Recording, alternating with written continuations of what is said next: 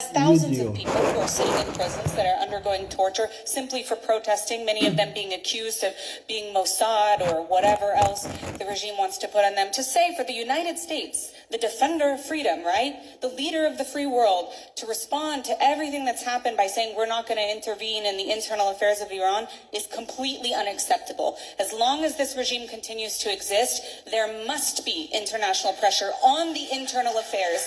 Otherwise, we're just talking over the Iranian people. Again, this cannot continue as is. I still believe that there will be, at some point or another, regime change. I haven't changed my position on that. I didn't think that would be achieved through a war. I don't think it can be achieved through a war. It really has to come from the people. However, it can be enabled. That said, it looks like the timeline is going to take a little bit longer. It doesn't give me any pleasure to say that because I know that the price of time is being paid in the blood of the Iranian people. And the fact that the international community doesn't seem to understand that is extremely disturbing. It sets a very bad precedent. It's not a deterrent. It actually encourages human rights violations because it shows that there's no accountability, and it shows that even with this memorandum of understanding that you can even be rewarded when you treat your own people this way and when you behave this way. Now, one of the things that's so frustrating about this MOU and the whole way that this war was managed is that President Trump unilaterally declared a ceasefire very suddenly at the same time that the IDF was actually striking Besiege, which are IRGC checkpoints that they set up in cities. Now, this is one of the mechanisms that the regime uses to prevent large-scale protests from building inside Iran. They have been worried about this since the last wave of violence between Israel and the United States. Very, very heavy persecution of the Iranians on the ground, and really the only way to assist in that is with the small-scale operations that we saw Israel starting to do. What stopped that? President Trump. We're talking about the release of billions of dollars to the Islamic Republic of Iran, which for 47 years has used every single dollar or shekel, whatever currency you want to count in, to go towards those terror proxies, to destabilize this region, to launch wars, to murder civilians all over this region.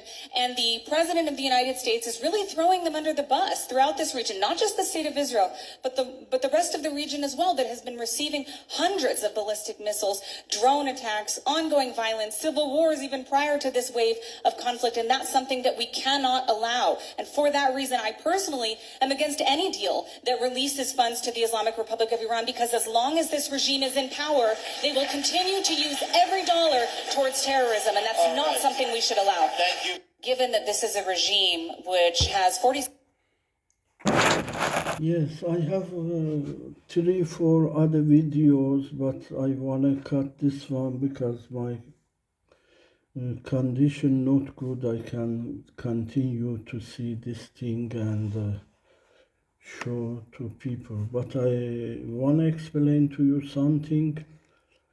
Any video I am making it, I am attaching on other emails I sent it before to 240 email addresses and sending to them again. Any video I am making, I am not sending separate.